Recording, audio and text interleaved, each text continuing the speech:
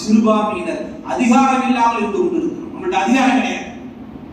வக்ஃப் சொத்துக்கள் சூறையாடப்படுகிறது, கண்முன்னே சூறையாடப்படுகிறது. திருத்தம் சொன்னா திருத்தம் இல்லை, சூறை பிடுங்கல். அது இன்னொன்று சொன்னா வக்ஃப் பிடுங்கல் மசோதா சொல்லி எடுத்துக்கலாம். அல்லாஹ்விடத்திலே துஆ செய்து அதோடு நிறுத்திக் கொள்ளாமல் வாய்ப்பு வருகிற பொழுது அதற்குண்டான போராட்டங்களை நாம் முன்னெடுப்போம். அரசியல் சாயம் இல்லாத ஜமாஅத்துல் உலமா சபை அத்துணை நபர்களையும் அழைக்கிறது. ஏ கட்சி ஓ கட்சி ஓ இயக்கம் ஏ இயக்கம் பிரிஞ்சு பிரிஞ்சு ஒண்ணுமில்லாம போறதில்ல. ஒட்டுமொத்த அத்துணை இஸ்லாமிய மக்களும் ஒரு அணியில் நின்று ஒரு கோட்டில் நின்று அல்லாஹ்விற்காக வேண்டி நம்முடைய எதிர்ப்பை பதிவு செய்வோம் என்று அழைக்கிறது.